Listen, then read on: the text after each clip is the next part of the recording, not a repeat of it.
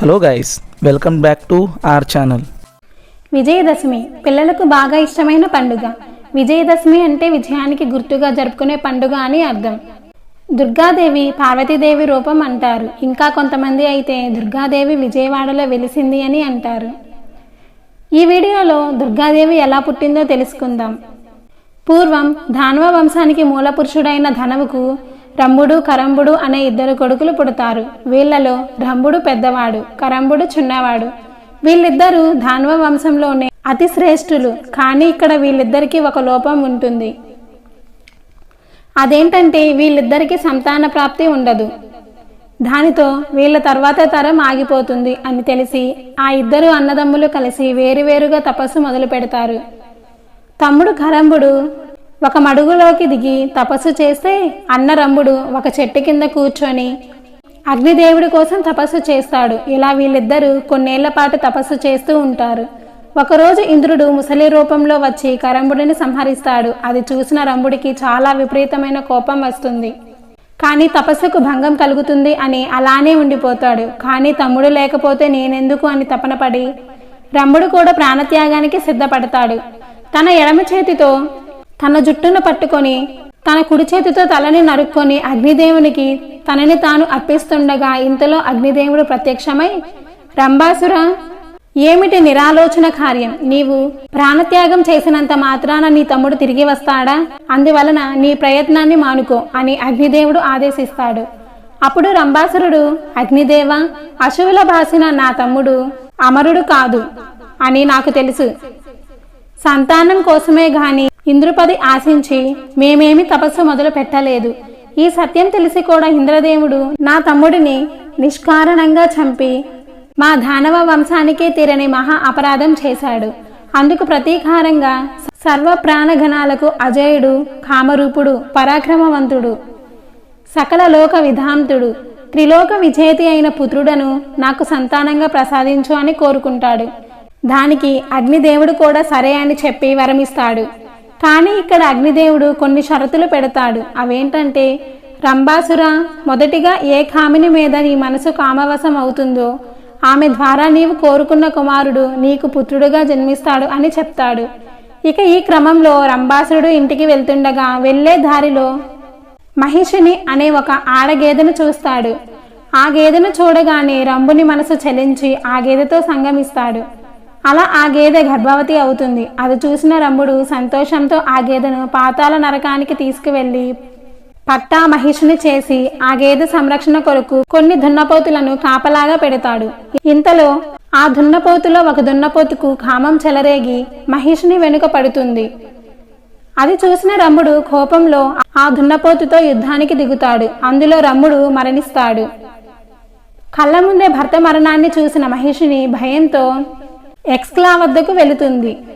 ఇక ఎట్టకేలకు యక్షులు ఈ దున్నపోతును చంపి రంభునికి చితి పెడతారు. చితిమంటలో తన భర్త శరీరం కాలిపోవడం చూడలేక మహిషిని కూడా అతి సహగమనం చేసుకుంటుంది. అది చూసిన యక్షులు ఆశ్చర్యంతో అలానే ఉండిపోతారు. అలా మండుతున్న అగ్ని నుంచి ఒక మగబిడ్డ పుట్టి బయటకు వస్తాడు. అతనే మహిషాసురుడు. అతనే రంభుని సంతానం. మహిషాసురుడు బయటకు వచ్చి బ్రహ్మకు ఘోర తపస్సు చేస్తాడు. ఆ తపస్సుకు మెచ్చిన బ్రహ్మ ప్రత్యక్షమై, మహిషాసుర, ఏం వరం కావాలో కోరుకో అని అడుగుతాడు. ప్రభు, నన్ను ఈ లోకంలోనే ఎవరు అంతం చేయకూడదు, నాకు మరణం అనేది సంభవించకూడదు అని కోరుకున్నాడు. దానికి బ్రహ్మ, మహిషాసుర అమరత్వం అనేది ప్రకృతి విరుద్ధం, ఇంకా ఏమైనా కోరుకో అని అడిగాడు. సరే ప్రభు, నాకు ఈ లోకంలోనే మగవాడి చేత మరణం రాకుండా వరాన్ని ప్రసాదించు అని కోరుకుంటాడు. దానికి ఒప్పుకున్న బ్రహ్మ సరే అని వరం ఇస్తాడు. ఇలా బ్రహ్మదేవుడు ఇచ్చిన వరంతో మహిషాసురుడు దేవతలందరినీ ఓడించి చివరకు ఇంద్ర పదవిని చేపట్టాడు. అంతేకాకుండా ముల్లోకాలంతటా విధ్వంసం చేశాడు. ఆ దానవుడి చేష్టలు భరించలేక దేవతలందరూ కలిసి త్రిమూర్తుల దగ్గరకు వెళ్ళగా దానికి పరిష్కారంగా బ్రహ్మ, విష్ణు, మహేశ్వరులు కలిసి ఒక స్త్రీ రూపాన్ని సృష్టించారు. ఇక్కడ మహిషాసురుడికి వరం ఉంది. తనకి స్త్రీ చేత తప్ప పురుషుడి చేత మరణం సంభవించదు. అందుకని దేవతలందరూ ఆమెకు దివ్యాస్త్రాలు, ఆభరణాలు, మరీ ముఖ్యంగా తమ ఆయుధాలను ఆ స్త్రీకి సమర్పించారు. ఆమె ముఖం శివునిచే సృష్టించబడింది, ఆమె మొండం ఇంద్రునిచే రూపొందించబడింది, ఆమె స్థానాలు చంద్రునిచే మరియు ఆమె పళ్ళు బ్రహ్మచే చేయబడినవి. ఆమె శరీరం యొక్క దిగువ భాగం భూదేవి చేత చేయబడింది. వరుణుడు ఆమె తొడలు మరియు మోకాలను చెక్కాడు మరియు అగ్నిదేవి యొక్క నేత్రాలను రూపొందించాడు. ఆ విధంగా ఆమె ఇన్ని ఇతర దేవతల శక్తుల కలయికతో సృష్టించబడింది. అందుకే ఆమెను అత్యున్నత శక్తి అని అంటారు. ఇలా అందరి కలయికతో దుర్గాదేవి మహిషాసురుడితో 9 రోజుల పాటు భీకర యుద్ధం చేసి అతన్ని సంహరిస్తుంది. ఈ శుభ సందర్భాన్ని మనం విజయదశమిగా జరుపుకుంటున్నాం. అందుకే విజయదశమిని విజయానికి గుర్తుగా జరుపుకునే పండుగ అని అంటారు. మన బ్రహ్మాండంలో ఎన్నో విశ్వాలు ఉన్నాయి. ప్రతి విశ్వంలోనూ ప్రతిరోజు ఎన్నో నక్షత్రాల వరకు పుడుతున్నాయి మరియు ఎన్నో నక్షత్రాల వరకు చనిపోతున్నాయి. అయితే మన బ్రహ్మాండం యొక్క రచయిత ఎవరో మీకు తెలుసా? కొంతమంది బ్రహ్మదేవుడు అని చెప్పగా మరికొన్ని పురాణాల ప్రకారం శ్రీ మహావిష్ణువే ఈ సృష్టికి కారణమని చెప్తుంటారు. అయితే వాస్తవికంగా మన బ్రహ్మాండం యొక్క రచయిత శ్రీ ఆదిపరాశక్తి అమ్మవారు.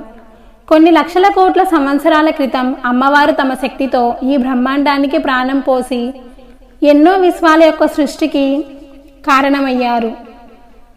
ప్రతి విశ్వంలోనూ త్రిమూర్తులను సృష్టించి వాళ్ళ ముగ్గురిలో ఒక్కొక్కరికి ఒక్కొక్క బాధ్యతను అప్పగించారు.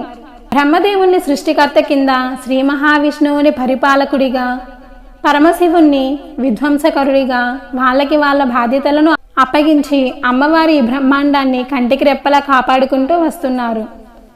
ఈ బ్రహ్మాండంలో ఉన్న ప్రతి కణం కూడా మరియు ప్రతి జీవరాశిలో కూడా ఆదిపరాశక్తి అమ్మవారే కొలువై ఉన్నారు. మరి దేవతలు ఉన్న చోట ఖచ్చితంగా రాక్షసులు కూడా ఉంటారు. మనకి 4 యుగాలు ఉన్న విషయం మనందరికీ తెలిసిందే. అయితే ప్రతి యుగంలోనూ ఎంతో మంది రాక్షసులు జన్మించారు. వాళ్ళందరినీ సంహరించి ఈ లోకాన్ని కాపాడటానికి అమ్మవారు ఎన్నో అవతారాలు ఎత్తారు. అయితే అమ్మవారు ఇతని ప్రతి అవతారం పరమశివుడు. అమ్మవారికి సహాయంగా ఏదో ఒక అవతారం ఎత్తారు. ఈ విధంగా వాళ్ళిద్దరూ కలిసి ఈ సృష్టిని కాపాడుకుంటూ వస్తున్నారు. అమ్మవారు ఎత్తిన అవతారాల్లో మనం ఇప్పుడు కొన్ని తెలుసుకుందాం. అమ్మవారు మహిషాసురుడితో పోరాడి దుర్గాదేవిగా మారిన విషయం మనందరికీ తెలిసిందే. అమ్మవారు 9 రోజులు మహిషాసురుడితో ఎంతో భయంకరమైన యుద్ధం చేస్తారు. ఈ 9 రోజుల్లో ఒక్కో రోజు ఒక్కో అవతారం ఎత్తారని మన పురాణాలు చెప్తుంటాయి. అయితే ఆ అవతారాలు ఏంటి, ఆ అవతారాల యొక్క విశిష్టత ఏమిటి, ఆ విషయాలన్నీ మీకు ఈ వీడియోలో స్పష్టంగా చెప్తాను. నవరాత్రుల్లో మొదటి అవతారం శైలపుత్రీదేవి అమ్మవారు. ముందు జన్మలో సతీదేవి కింద జన్మించారు. సతీదేవి దక్ష ప్రజాపతి యొక్క కూతురు. అయితే దక్ష ప్రజాపతికి పరమశివుడు అంటే ఇష్టం ఉండదు. కానీ సతీదేవి తన తండ్రి నిర్ణయానికి ఎదురు వెళ్ళి పరమశివుణ్ణి పెళ్లి చేసుకుంటుంది అంటారు. దక్ష ప్రజాపతి ఒక గొప్ప యజ్ఞాన్ని తలపెడతాడు. ఆ యజ్ఞానికి దేవతలందరినీ పిలుస్తాడు. అయితే పరమశివుడిని మరియు సతీదేవిని పిలవకపోవడంతో సతీదేవి పరమశివుడితో గొడవపడి అక్కడికి వెళ్తారు. అక్కడికి వెళ్ళిన తర్వాత దక్ష ప్రజాపతి సతీదేవిని చూసి ఎంతో కోప్పడి తన ముందే పరమశివుడిని ఎంతో దారుణంగా అవమానిస్తారు. ఎంతో ఆగ్రహించి ఆ బాధను భరించలేక అక్కడికక్కడే తనని అగ్నికి ఆహుతి చేసుకున్నారు. అలా చనిపోయిన సతీదేవి మళ్ళీ పరమశివుడిని కలుసుకోవాలని శైలపుత్రి దేవి కింద అవతారం ఎత్తారు. శైలపుత్రి అంటే పర్వతాల రాజు యొక్క కుమార్తె. అప్పటి పర్వతాల రాజు హిమావనుడు. హిమావనుడు యొక్క కూతురే ఈ శైలపుత్రి దేవి. ఇదే అమ్మవారి యొక్క మొదటి అవతారం. అమ్మవారి యొక్క రెండో అవతారం బ్రహ్మచారిని సతీదేవిగా చనిపోయి మళ్ళీ జన్మించిన పార్వతీదేవి పరమశివుణ్ణి ఎలాగైనా పెళ్లి చేసుకోవాలని ఆలోచిస్తుండగా అప్పుడు నారద మహర్షి వచ్చి మీరు కేవలం తపస్సుతోనే పరమశివుడిని సొంతం చేసుకోగలరు అని చెప్తారు. అప్పుడు అమ్మవారు తపస్సులో లీనమైపోతారు. ఎన్నో లక్షల సంవత్సరాలు పరమశివుడి కోసం తపస్సు చేస్తారు. అయితే ఆ తపస్సు చూసి బ్రహ్మదేవుడు ఎంతో ప్రసన్నుడై ఇప్పటి వరకు మీలాగా ఎవరు ఇంత ఘోరంగా తపస్సు చేయలేదు అని అమ్మవారికి బ్రహ్మచారిణి అనే నామకరణం చేస్తాడు. అమ్మవారి యొక్క మూడో అవతారం చంద్రగంట. అమ్మవారి యొక్క తపస్సుకు ప్రసన్నుడైన పరమశివుడు అమ్మవారిని పెళ్లి చేసుకోవడానికి వాళ్ళ ఇంటికి వెళ్తాడు. అక్కడ అమ్మవారి బంధువులు పరమశివుడిని చూసి ఎంతో భయపడతారు. ఎందుకంటే అప్పుడు పరమశివుడు ఒళ్ళంతా విభూతితో నిండిపోయి ఉండి తన ఒళ్ళంతా పాములు పాకుతూ ఉంటాయి. అది చూసి వాళ్ళంతా భయపడుతుండగా అప్పుడు అమ్మవారు తన రుద్రరూపమైన చంద్రగంట అవతారాన్ని ఎత్తారు. ఎందుకంటే అవతారం ద్వారా వాళ్ళు ఎవరూ భయపడకుండా పరమశివుడి గురించి తప్పుగా మాట్లాడకుండా ఉండాలని అమ్మవారు చంద్రగంట అవతారం ఎత్తారు. ఏ రోజైతే పార్వతీదేవి మళ్ళీ పరమశివుడిని పెళ్లి చేసుకుందో ఆ రోజునే మనం మహాశివరాత్రి కింద జరుపుకుంటున్నాం. అమ్మవారి యొక్క 4వ అవతారం కూష్మాండా దేవిని పరబ్రహ్మ కింద గుర్తిస్తారు. కొన్ని లక్షల సంవత్సరాల క్రితం ఈ సృష్టి మొత్తం చీకటిగా ఉన్నప్పుడు అమ్మవారు తన చిరునవ్వుతో ఈ సృష్టికి ప్రాణం పోశారని మరియు దేవతలను కూడా సృష్టించారని చెప్తుంటారు. ఆ సృష్టించిన దేవతలే అన్ని లోకాలకి వెళ్ళి దేవరాజుల అందరినీ సృష్టించారని చెప్తుంటారు. అమ్మవారి యొక్క 5వ అవతారం స్కందమాత అంటే స్కందాకి తల్లి అని అర్థం. స్కంద అంటే కార్తికేయ స్వామి సతీదేవి పరమశివుడి నుంచి వేరైన తర్వాత ఈ లోకంలో ఎన్నో అల్లకల్లోలం జరిగాయి. అప్పుడు తారకాసురుడు అనే రాక్షసుడు జన్మించాడు. తారకాసురుడు బ్రహ్మదేవుడికి ఘోర తపస్సు చేసి కేవలం పరమశివుడు పుత్రుడు మాత్రమే నన్ను చంపగలడు అనే వరాన్ని ఇవ్వమంటాడు. బ్రహ్మదేవుడు తదాస్తు అనగా అప్పటి నుంచి తారకాసురుడు ఆకృత్యాలకి అడ్డం ఉండేది కాదు.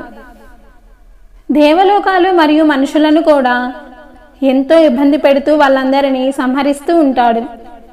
ఇది చూసిన దేవతలందరూ శ్రీ మహావిష్ణువు దగ్గరికి వెళ్ళి వాళ్ళని కాపాడమని వేడుకోగా అప్పుడు శ్రీ మహావిష్ణువు త్వరలో పార్వతీదేవికి మరియు పరమశివుడికి వివాహం జరుగుతుందని వాళ్ళకి ఒక కొడుకు కూడా పుడతారు అని చెప్తాడు. పరమశివుడికి మరియు పార్వతీదేవికి పెళ్లి అయిన తర్వాత వాళ్ళిద్దరూ ఘోరంగా తపస్సు చేసి ఒక శక్తికి జన్మనిస్తారు. ఆ శక్తిని అగ్నిదేవుడు తీసుకొని వెళ్ళి సరవర అనే ఒక నదిలో కలుపుతారు. అప్పుడు ఆ నదిలో నుంచి కార్తికేయ స్వామి జన్మిస్తారు. మరియు ఆ జన్మించిన కార్తికేయ స్వామియే తారకాసురుణ్ణి చంపి దేవతలందరికీ సేనాపతిగా మారుతాడు. అమ్మవారి యొక్క 6వ అవతారం కాత్యాయని. నవరాత్రుల్లో ఎక్కువగా పూజించేది కాత్యాయని అవతారమే. అమ్మవారు కాత్యాయని అనే ఋషికి కుమార్తెగా పుడతారు. అందుకే అమ్మవారిని కాత్యాయని అనే పేరుతో పిలుస్తారు. ఎప్పుడైతే బ్రహ్మదేవుడి నుంచి వరం తీసుకున్న మహిషాసురుడు మొత్తం ముల్లోకాలని ఇబ్బంది పెడుతుండగా అప్పుడు త్రిమూర్తులని మరియు మిగతా దేవతలందరూ వెళ్ళి కాత్యాయని దేవతలని మేలుకొలుపుతారు. తమ శక్తులు అన్ని కాత్యాయని దేవతకి ఇచ్చి అమ్మవారిని దుర్గాదేవి కింద మారుస్తారు. ఆ శక్తులతో అమ్మవారు వింధ్య పర్వతాలకు వెళ్ళి అక్కడ మహిషాసురుడిని చంపేస్తారు. ఇది అమ్మవారి యొక్క 6వ అవతారం. కాత్యాయని ఆ మహిషాసురుడిని చంపిన తరువాతే అమ్మవారిని మనం మహిషాసుర మధ్యనే కింద పూజిస్తూ వస్తున్నాం. అమ్మవారి యొక్క 7వ అవతారం కాలరాత్రి. కాల అంటే మృత్యువు, రాత్రి అంటే చీకటి. చీకటికి సంబంధించి అది ఏ దుష్టశక్తి అయినా సరే అమ్మవారు ఆ శక్తిని మొత్తం నాశనం చేస్తారు అని అర్థం. అమ్మవారిని 7వ రోజున కాళీ అవతారం కింద పూజిస్తారు. రక్తబీజుడు అనే అసురుడు మహాదేవుడి చేత ఒక వరం పొందుతాడు. ఎవరైతే నా మీద దాడి చేస్తారో నా శరీరం నుంచి పడే ప్రతి రక్తపు చుక్క నుంచి ఒక కొత్త రాక్షసుడు పుట్టుకు రావాలి అనే వరాన్ని పొందుతాడు. దీని ద్వారా రక్తం మొత్తం దేవతలందరినీ ఎంతో ఇబ్బంది పెడుతుండగా దేవతలందరూ దుర్గాదేవి దగ్గరికి వెళ్తారు. దుర్గాదేవి తమ సైన్యంతో ఈ రక్తబీజుడి మీదకి దాడికి దిగుతారు. అయితే ఎంత ప్రయత్నించినా సరే రక్తబీజుడి శరీరం నుంచి రక్తం కారుతూ ఇంకా రాక్షసులు పుట్టుకు వస్తున్నారే తప్ప రక్తబీజుడు చావట్లేదు. అప్పుడు అమ్మవారు ఉగ్రరూపమైన కాళీ అవతారంలోకి మారుతారు. రక్తబీజుడు శరీరం నుంచి పడుతున్న రక్తపు చుక్కలన్నింటినీ అమ్మవారు ఒక గిన్నెలో పడుతూ ఉంటారు. గిన్నెలో పట్టిన అమ్మవారు ఆ రక్తాన్ని మొత్తం తాగేస్తారు. ఈ విధంగా అమ్మవారు రక్తబీజుణ్ణి చంపేసి దేవతలందరినీ కాపాడుతారు. అమ్మవారి యొక్క 8వ అవతారం మహాగౌరి పార్వతీదేవి. పార్వతీదేవి కాళికాదేవి అవతారం ఎత్తి రక్తబీజుణ్ణి చంపేసిన తర్వాత ఎన్నో సంవత్సరాల వరకు పార్వతీదేవి అలాగే ఉండిపోతారు.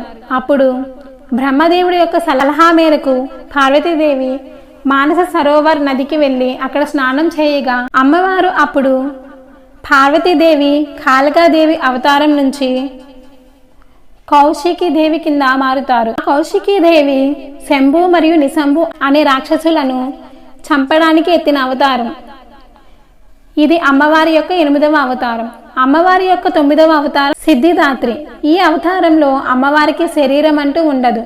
ఈ అవతారంలో అమ్మవారు ఒక మహాశక్తి అమ్మవారు పరమశివుడితో అర్ధనారీశ్వర అవతారం ఎత్తి ఈ విశ్వాన్ని మొత్తం సృష్టించి జనులందరినీ కాపాడుతూ వస్తున్నారని ఈ అవతారం యొక్క కథ ఇది.